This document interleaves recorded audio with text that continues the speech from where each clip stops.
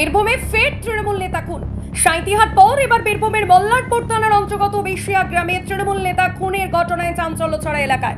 মল্লারপুর থানার বিশিয়া গ্রামে তৃণমূল নেতা বাইতুল্লাহ শেখ স্থানীয় পঞ্চায়েত সমিতির প্রাক্তন কর্মাধ্যক্ষ ছিলেন এবং বর্তমানে ব্লক কমিটির সদস্য ছিলেন।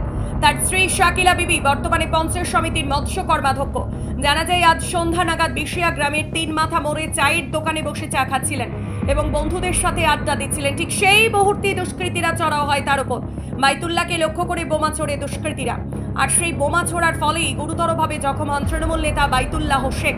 আশঙ্কাজনক অবস্থায় তাকে রামপুরহাট মেডিকেল কলেজ অ্যান্ড হাসপাতালে নিয়ে যাওয়া হলে সেখানে কর্তব্যরত চিকিৎসক তাকে মৃত বলে ঘোষণা করেন।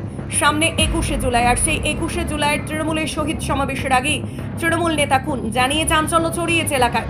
কিছুদিন আগে বীরভূমের সাঁইতিহা থানার অন্তর্গত শ্রীনিধিপুর গ্রাম পঞ্চায়েত সমিতির সভাপতিকে পয়েন্ট ব্ল্যাঙ্ক রেঞ্জ থেকে গুলি করে হত্যা করায় চাঞ্চল্য ছড়িয়েছে রাজনৈতিক মহলে। আর এক সপ্তাহ পেরোতে না পেরোতেই আবারও টার্গেট সেই তৃণমূল নেতা। বোমা মেরে খুন করা হয় বীরভূমের মল্লারপুর থানার অন্তর্গত বিশিয়া গ্রামের স্থানীয় গ্রাম পঞ্চায়েতের প্রাক্তন কর্মাধ্যক্ষ বাইতুল্লাহ শেখকে।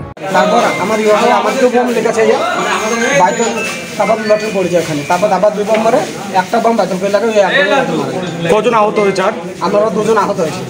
কারা মারলো বোমটা? বোমটা মেরেছে নইম আর সাগর। আমি দেখেছি, আরো বাকি লোক আজকে চিনতে পারিনি। যে মারা গেছে এর কি নাম বললেন? বাইতুল্লাহ শেখ। বাইতুল্লাহ শেখ। তো এ কোনো পার্টি করে? হ্যাঁ, টিএমসি মেম্বার। আর কর্মাধ্যক্ষ ছিল, এখন ওনার স্ত্রী কর্মাধ্যক্ষ।